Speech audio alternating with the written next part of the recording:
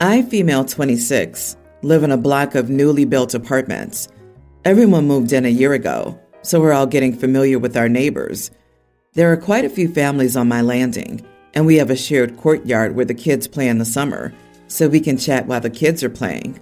We've done favors for each other, like loan formula milk and normal kid stuff. To be honest, it's mainly me giving it out, but I try not to get too friendly. I have 2 kids, a toddler and a baby. I'm currently solo parenting as my husband went away for a few days to spend time with his family and friends. There's a mom group chat of the moms in the building who swap kids around and babysit each other's kids for a few hours, and they rotate. I'm just a silent watcher, to be honest, and don't participate. It's not something I'm comfortable with, and my kids can't even communicate properly. Last night, around 3 a.m., I get a knock on the door. My kids and I were fast asleep. I tried to ignore it, as 1, I'm home alone, 2, I wasn't expecting company, and 3, it's 3 a.m. Anyway, after they wouldn't stop and my kids started to wake up, I looked through the peephole and noticed it was my neighbor. I opened the door and it was her boyfriend, and 2 kids. She's 9 months pregnant and clearly in labor. They've got their hospital bags. They asked me if I could take the kids until her sister got here in about an hour. I said I'm sorry, but no. I don't want to be liable if anything was to happen to her kids under my care, and I don't want to risk waking mine up. I feel like this is something you need to plan ahead for and not start knocking on doors, hoping someone takes your kids in. I've already got my hands full with my 2. There's no way I could have another 2 running around my house at 3 in the morning. There are 1 very young toddler and a preschooler, and I know they aren't just going to sit and watch TV quietly. They called me evil and rude, and the boyfriend got on to me, asking what kind of mother watches another struggle.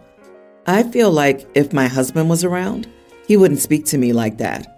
Am I the idiot? They should have planned ahead with people in that mom group familiar with their kids. You are not the idiot. You weren't obligated to take them.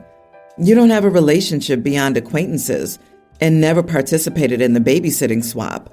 It's just unreasonable to assume someone you don't even know especially well and don't have a history of doing favors for would be up for a 3 a.m. wake-up call to come work for free for them.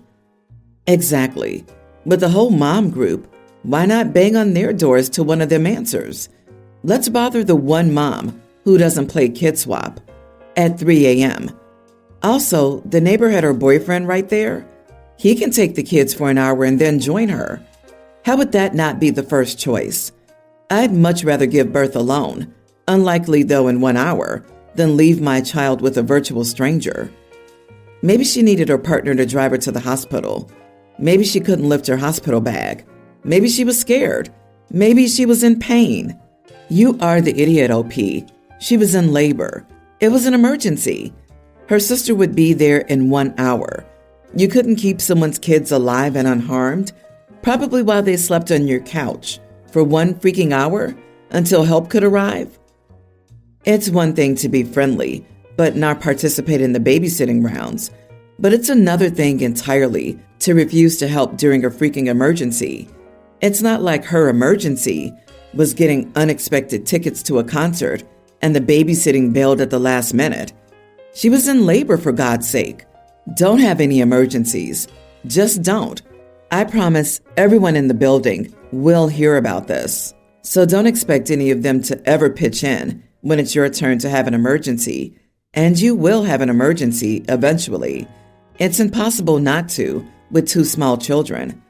Good luck to you because you're going to need it. Update. It seems like there are a lot of entitled people here, or parents who think it's normal to just relentlessly knock on a virtual stranger's door to dump their kids on them at 3 a.m. I think people forget how a young toddler acts. They're usually very attached to their carer, and I'm sure watching his parents leave him with me, a stranger, would have left him inconsolable.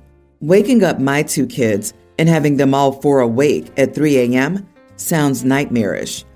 Also, I just spoke to the neighbor who took them in, and she told me the sister didn't arrive until 8 a.m. Also, the kids were awake the entire time and woke up her kids and trashed her house. I, 25 female, and my husband, 28, have been together for almost 6 years and have a child together, a female toddler.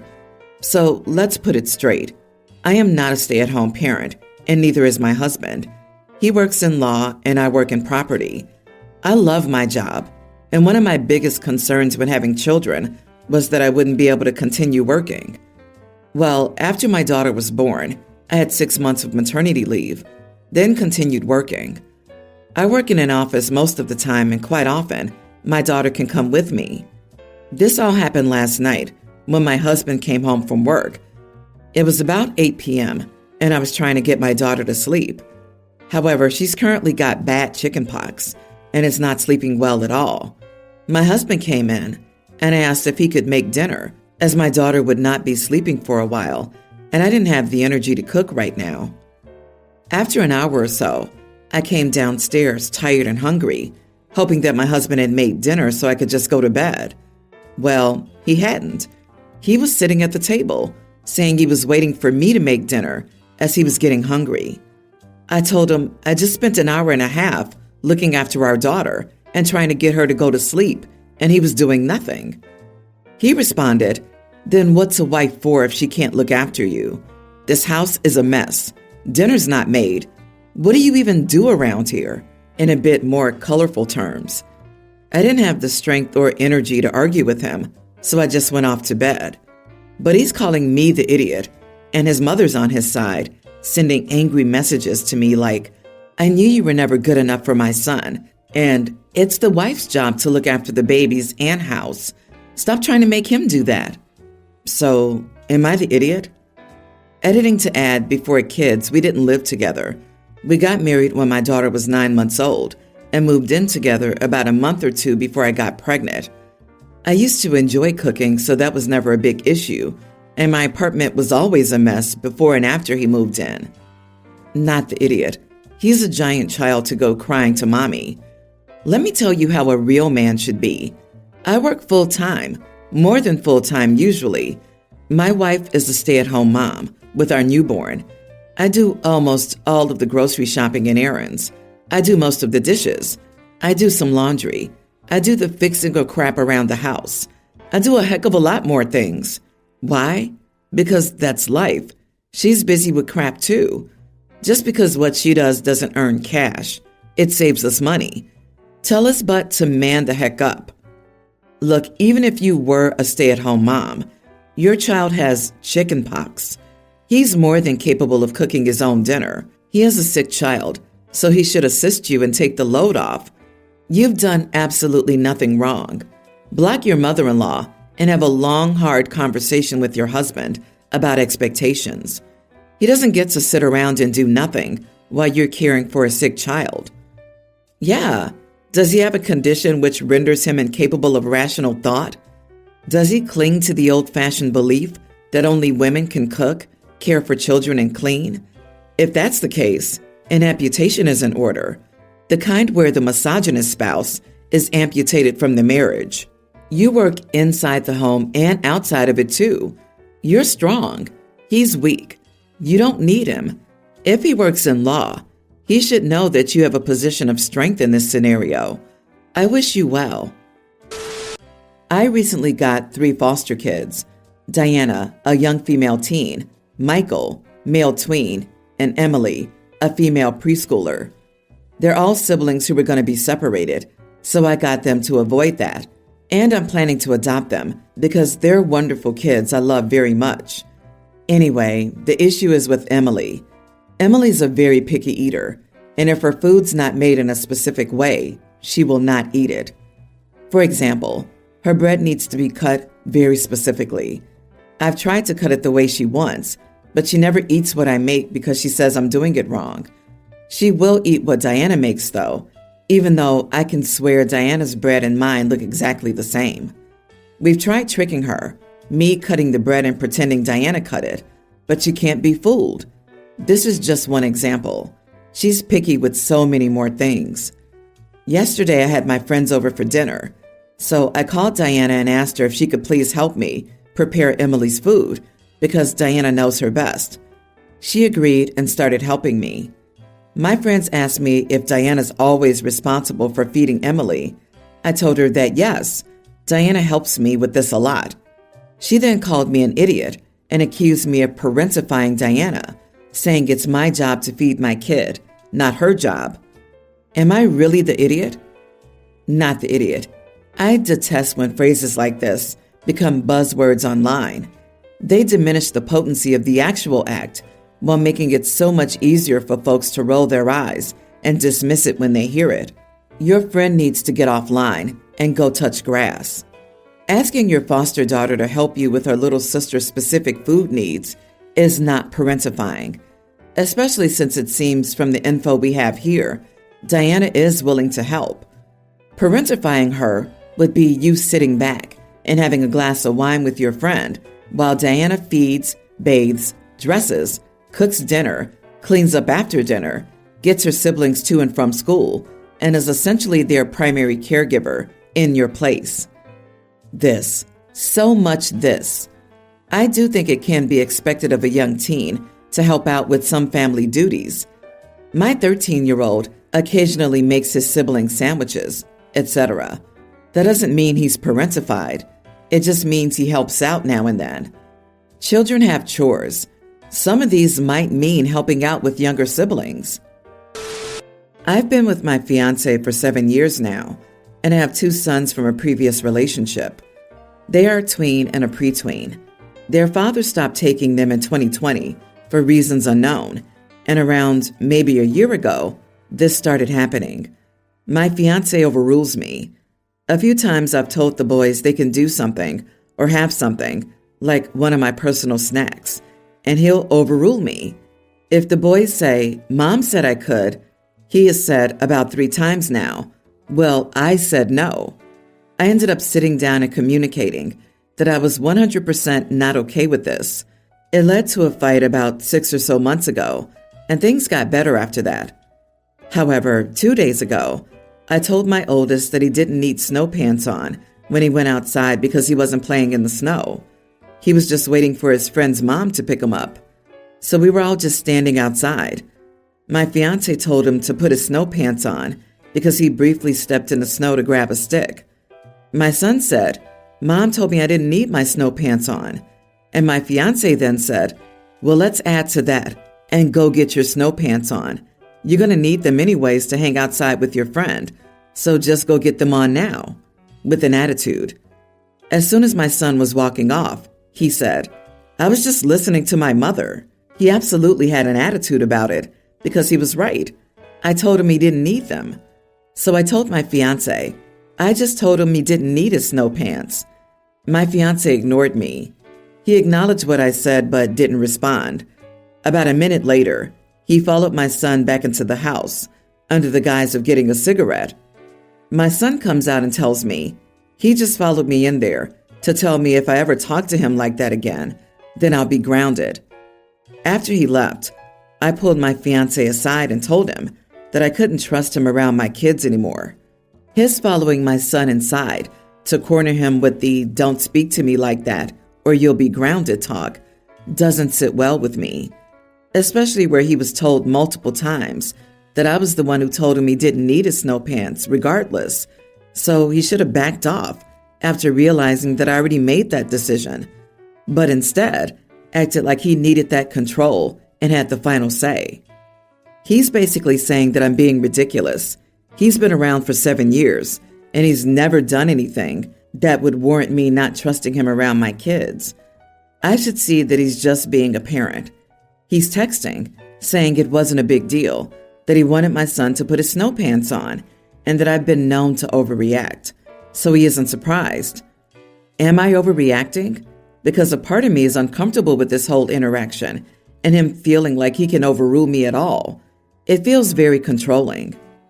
This is bad parenting, and he doesn't even have standing as a parent. You talk to one another without the child present to get into an agreement. You don't overrule the other person right in front of the child and then issue secret threats without the other parent knowing. I think you're right to be concerned, and I think you are not the idiot. Don't marry this man. Yeah, OP, lose this guy. He's not the one. He followed your son into the house and threatened him, and then proceeded to gaslight you by basically using the trope that women are too emotional. Listen to your gut. It's telling you what the rest of us can already see. Break it off with this controlling idiot. If you don't, he will believe it's okay to keep up this controlling behavior, and soon he'll be telling you what you can or cannot do. My female 27, brother 34, and his fiancée, female 31, are getting married soon. My husband and I got our invitation, and it's all fine. However, this is the problem that I'm having with them. I'm not a bridesmaid in the bridal party because I have a baby, and she's very young, 4 months now, and I was either pregnant or with a newborn during most of the wedding planning. It was for the best, so I'm just a regular guest like everyone else, right? Well, my brother and his fiancée came over a few days after they sent the invitations because they wanted to talk to me. My future sister-in-law basically told me she's gotten a dress for me and she'd love for me to wear it for their wedding. I was kind of like, okay, thanks, but why? You know? At first, she didn't want to tell me why they'd chosen a dress for me, but finally she told me that I tend to draw too much attention to myself. Last year, our other brother got married, and my future sister-in-law thinks she doesn't want to risk having me show up similarly to their wedding. By the way, I wasn't wearing an inappropriate dress or white or anything like that. I was wearing a normal formal dress. I was very confused by this, and I asked what she meant. As I said, I know how to dress up for a wedding. I reassured her she shouldn't worry about being outshined because, for starters, it's her wedding day, and everyone will be paying attention to the bride and groom. And secondly, I won't wear an inappropriate dress with, too much cleavage or something. Her family is relatively conservative, so I thought maybe she was more scared of her family's reactions. We discussed this for a while, and she told me that the problem is my weight. She's a little overweight, and I'm not.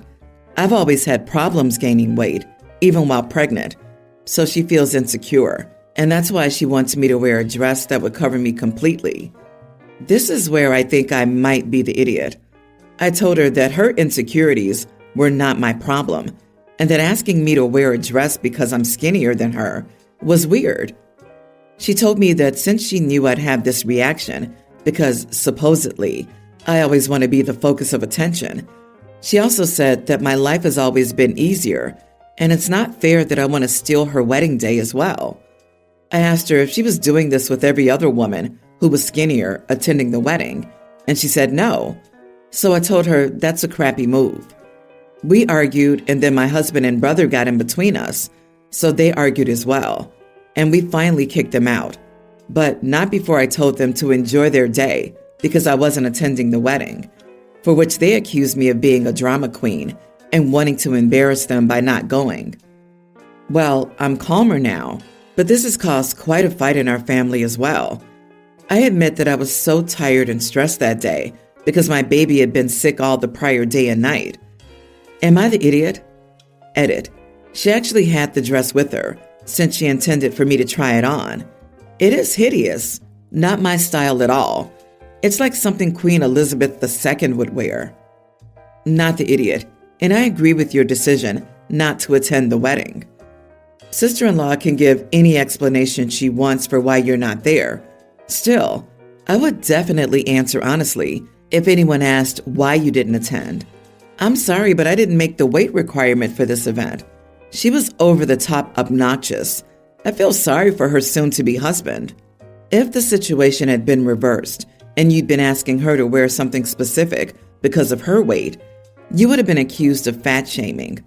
It was very rude of them to ask what they did. I could understand if you had a habit of turning up to this kind of event in a bikini, but you don't. You dress appropriately, so it's all down to her jealousy.